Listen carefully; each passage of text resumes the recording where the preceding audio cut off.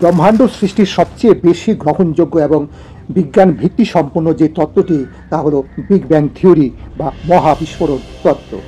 এই big bang theory অনুযায়ী প্রায় 1380 কোটি বছর আগে একটি বিশাল ভর, চাপ এবং উষ্ণতা সম্পন্ন বস্তুর বিস্ফোরণের ফলে মহাবিশ্ব সৃষ্টি হয়েছিল এবং বিস্ফোরণের ওই সময় থেকেই মহাবিশ্বের বয়স গণনা করা হয়।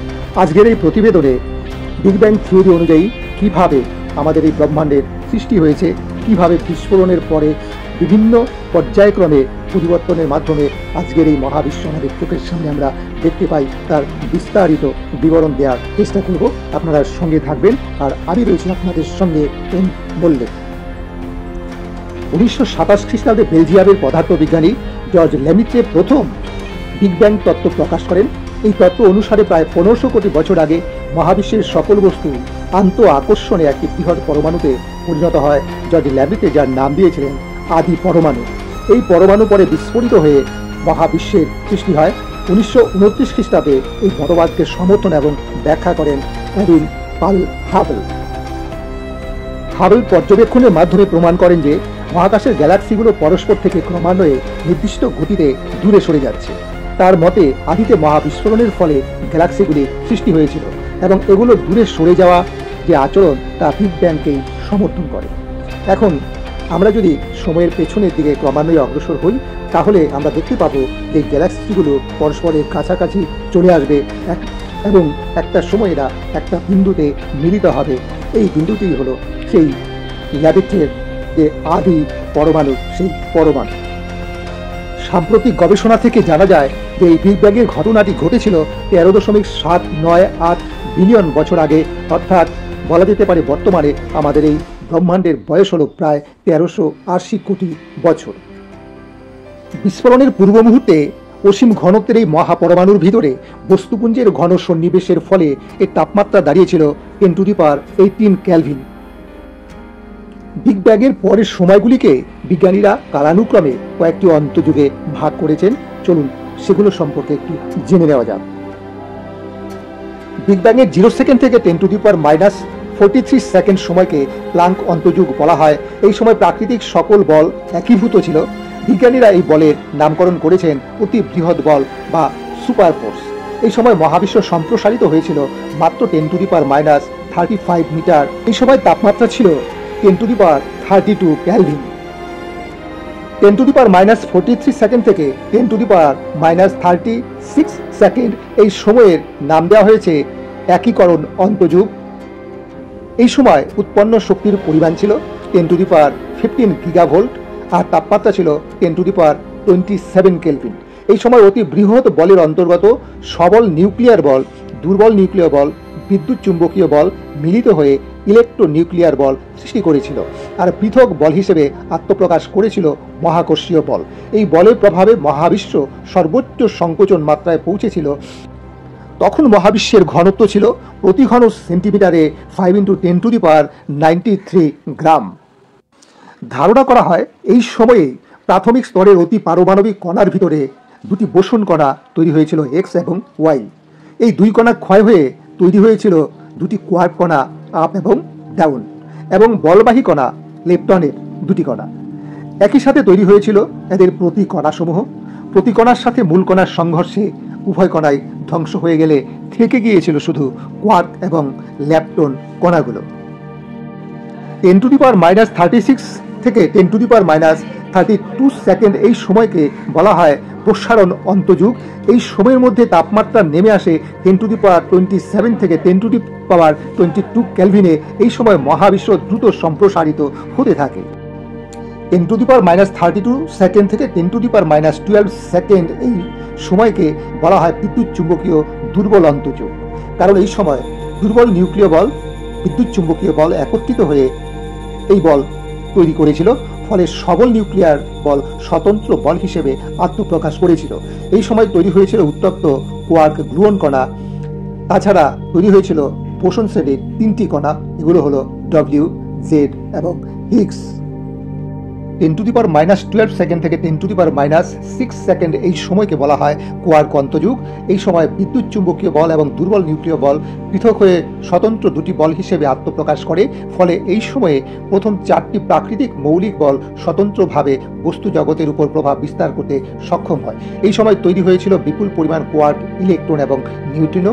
কিন্তু এই সময়ে তাপমাত্রা ছিল 10⁻12 কেলভিন আর শক্তির পরিমাণ ছিল 100 মেগাভোল্ট। এই কোয়ার্ক ছাড়াও সৃষ্টি হয়েছিল ল্যাপটন এবং প্রতিকণাসমূহ।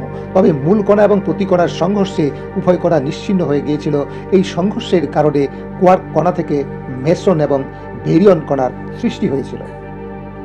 10⁻6 সেকেন্ড থেকে 1 সেকেন্ড এই সময়কে বলা হয় হ্যাড্রন অন্তযুগ। এই সময় তাপমাত্রা 10⁻12 কেলভিন থেকে 10⁻10 কেলভিনে নেমে এসেছিল। এই সময় কোয়ার্ক কণাগুলি থেকে সৃষ্টি হয়েছিল প্রচুর হ্যাড্রন কণা।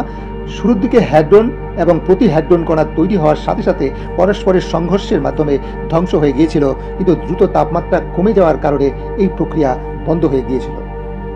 বিগ ব্যাংয়ের 1 সেকেন্ড থেকে 10 সেকেন্ড এই সময়কে বলা হয় ল্যাপটন অন্তযুগ।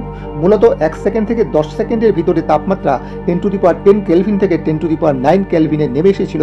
এই সময়ের ভিতর ল্যাপটন এবং প্রতি ল্যাপটনের ভিতরে সংঘর্ষ হয়। এই সংঘর্ষের ফলে সামান্য কিছু ল্যাপটন থেকে গেলেও বাকি কণা ফোটন কণায় পরিণত হয়। বিগ ব্যাং সংঘটিত হওয়ার 10 সেকেন্ড থেকে 1000 সেকেন্ড এই পর্যায়কে বলা হয় নিউক্লিয় সংশ্লেষণ অন্তযুগ। এই সময় তাপমাত্রা 10�9 কেলভিন থেকে 10�7 কেলভিনে নেমে এসেছিল। আদি প্রোটন এবং নিউট্রনের সংশ্লেষণে আদি পারমাণবিক নিউক্লিয়াই তৈরি হয়েছিল।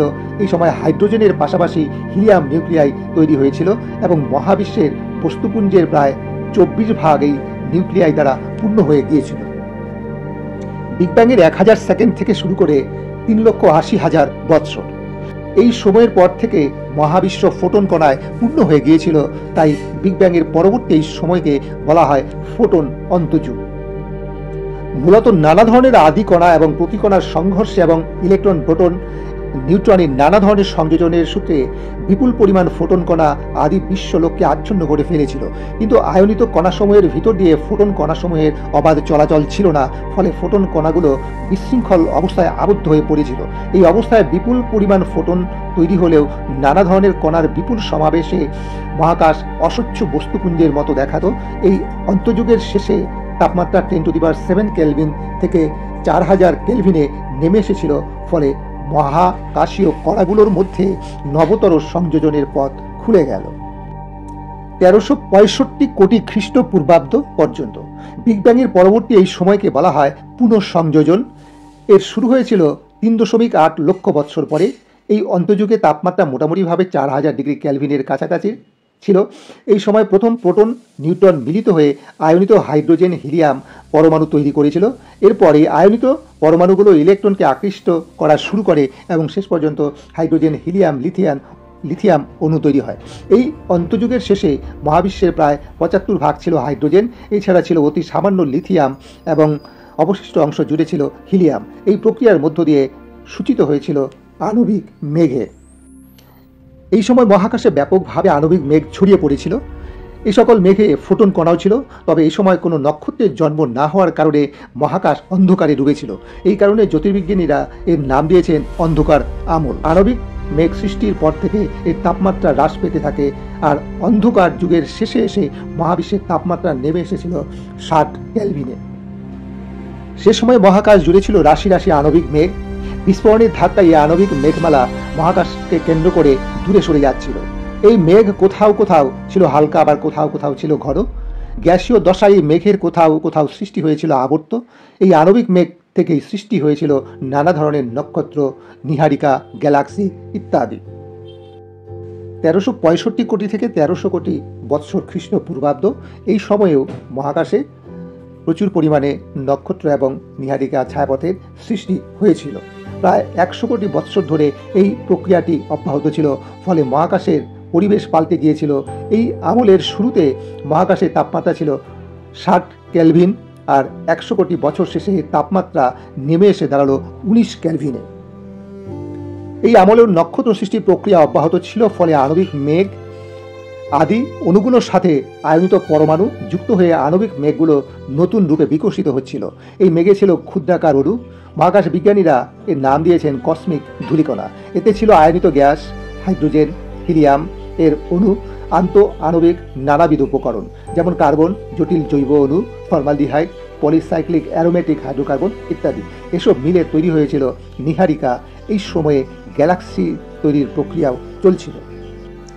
1300 কোটি থেকে 1000 কোটি বৎসর পূর্বকাল। এই আমল থেকে ব্যাপকভাবে গ্যালাক্সি তৈরি হয়েছিল। এই কারণে একে বলা হয় গ্যালাক্সি সংগঠন আমল। উল্লেখ্য, এই আমলে মহাবিশ্বের তাপমাত্রা 19 কেলভিন থেকে 4 কেলভিনে নেমে এসেছিল। 1000 কোটি থেকে 460 কোটি খ্রিস্টপূর্বাব্দ। 1360 কোটি খ্রিস্টপূর্বাব্দের দিকে ছায়াপথ নামক একটি গ্যালাক্সি তৈরি হয়েছিল। এই গ্যালাক্সির কেন্দ্র থেকে প্রায় 25,000 আলোকবর্ষ দূরে ওরিয়ন বাহুতে প্রায় 500 কোটি বছর আগে বিশাল আকারের একটি মহাকাশীয় মেঘ জমাট বেঁধেছিল। 470 কোটি বছর আগে এই মেঘের কাছে বিস্ফোরিত হয় একটি নবতারা। এই বিস্ফোরণের ধাক্কায় ওই মেঘ সংকুচিত হয়ে নাক্ষত্রিক কেন্দ্রের সৃষ্টি করে। এই কেন্দ্র ঘূর্ণায়মান দশায় নাক্ষত্রিক ভ্রূণের সৃষ্টি করে। এই নাক্ষত্রিক ভ্রূণ থেকে প্রায় 460 কোটি বৎসর আগে জন্মগ্রহণ করেছিল আমাদের সূর্য। এই সময় নবীন সূর্য থেকে নিষ্ক্রান্ত বস্তুপুঞ্জ সূর্যকে ঘিরে ফেলেছিল। এর ফলে সূর্য এক মহাকাশীয় বলয়ে আবদ্ধ হয়ে পড়েছিল। কালক্রমে এই বলয়ের বস্তুপুঞ্জ ছিটকে পড়ে ছোট ছোট মহাকাশীয় গোলকে পরিণত হয় এবং তা সূর্যকে প্রদক্ষিণ করতে শুরু করে। এই সূত্রে ধারাবাহিক ঘটনা সূত্রে তৈরি হয়েছিল সৌরজগতের গ্রহ উপগ্রহ, অর্থাৎ আমাদের এই পৃথিবীও। বর্তমানে সূর্য নামক নক্ষত্র এবং একে কেন্দ্র করে আবর্তিত মাধ্যাকর্ষণ বলযুক্ত মহাকাশীয় উপাদান নিয়ে গঠিত সংগঠনটির সাধারণ নাম সৌরজগৎ। এই হলো বিগ ব্যাং অনুযায়ী ব্রহ্মাণ্ড সৃষ্টির তত্ত্ব। তবে বিগ ব্যাং অনেক কিছুই ব্যাখ্যা করতে পারেনি, যেমন আদিকণা কিভাবে তৈরি হয়েছে এবং বিগ ব্যাং শুরু হওয়ার থেকে 10⁻⁻43 সেকেন্ড পর্যন্ত কী ঘটেছিল সেটা কিন্তু বিগ ব্যাং ব্যাখ্যা করতে পারেনি। এছাড়াও বিজ্ঞানীরা ব্রহ্মাণ্ডের যে চিত্র প্রকাশ করেছেন তা কিন্তু বিভিন্ন পরীক্ষা নিরীক্ষার মাধ্যমে ব্রহ্মাণ্ডের যেটুকু অংশ দেখার সুযোগ হয়েছে সেটুকুই। এর বাইরেও ব্রহ্মাণ্ডের কোনো অংশ আছে কিনা কিংবা এই বিশ্বের বাইরে অন্য কোনো মহাবিশ্ব আছে কিনা সেটাও কিন্তু এখনও পরিষ্কারভাবে বিগ ব্যাং ব্যাখ্যা করতে পারেনি। ফলে ব্রহ্মাণ্ডের প্রকৃত স্বরূপ জানতে গেলে আমাদের অপেক্ষা করতে হবে আরও শত শত বছর, এমনকি হাজার হাজার বছরও লেগে যেতে পারে।